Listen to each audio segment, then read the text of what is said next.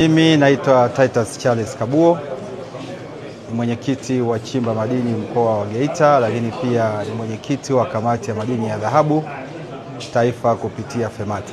Ni kongamano lenye tija sana hasa kwetu wachimbaji. Mimi kama mwenyekiti wa wachimbaji ninafahamu wachimbaji wetu wana changamoto nyingi sana, hasa za kukosa vifaa vya uchimbaji.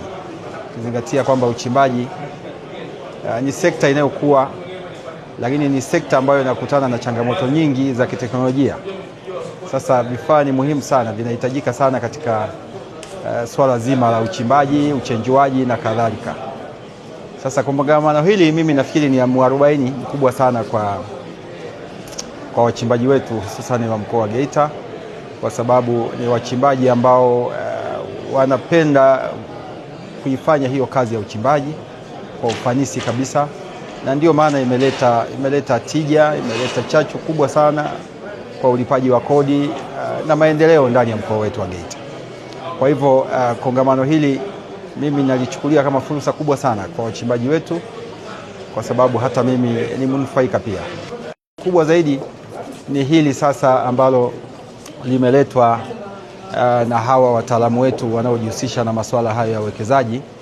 Mimi binafsi ni mnufaika kwa sababu mwaka jana tu, mwaka juzi nafikiri mwezi wa 12, niliweza kununua vifaa kutoka nje kwa punguzo kwa punguzo la kodi, na kwa kweli nilifutiwa kabisa kodi zote, nikaweza kununua vifaa vya kutengeneza CIP iliyokuwa igharimu karibu bilioni 2, lakini niliweza kuikamilisha kwa kutoa kiasi cha fedha kwa kuagiza vitu vya bilioni 1.2. Kwa hivyo nikawa nimeokoa kama milioni 800 ambayo ilifanya kazi nyingine. Mimi sana Nyabange Jeremia, ni katibu wa chama cha wachimba madini mkoa wa Geita. Ujio wa mamlaka ya uwekezaji nchini Tanzania unakwenda kutuweka katika dawati moja ambalo litakwenda kutusaidia wachimbaji, hasa tunapofanya manunuzi ya vifaa vyetu vya uchimbaji kama excavator, trucks, compressors na baadhi ya vitu vingi tunavyonunua kwa kulipia kodi kubwa. Tunapokutana na vipo vikao vingi tumefanya na serikali, lakini kwenye hili naona serikali sikio limekwenda kuwa jepesi kutusaidia wachimbaji wadogo. Tusogee, tufuate mafunzo haya, lakini pia tuweze kujisajili kwenye kampuni na kwenye hii mamlaka ya uwekezaji nchini Tanzania, ambapo kufanya manunuzi ya vitu vingi nje tutapata msamaha wa kodi kubwa. Kwa majina naitwa George Mukono, ni kaimu mkurugenzi idara ya uhamasishaji uwekezaji kutoka mamlaka ya uwekezaji na maeneo maalum ya kiuchumi TISEZA. Leo tarehe 20 tuko hapa Geita tukifanya kongamano uhamasishaji wa uwekezaji wa Tanzania, na lengo kuu la kongamano hili, kwa nini tumeanzia Geita? Tunafahamu madini ni moja kati ya sekta muhimu 2 au 3 ambazo zinachangia kwenye pato la taifa.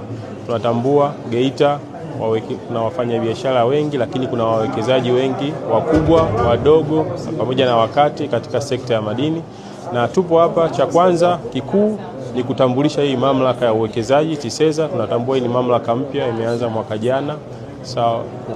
Katika kongamano hili tumeweza kuitambulisha hii mamlaka, majukumu yake ya msingi, lakini vile vile kuwaunganisha wale wawekezaji wa kati na wawekezaji wadogo kuweza kupata ubia na wawekezaji wengine ambao ni wakubwa.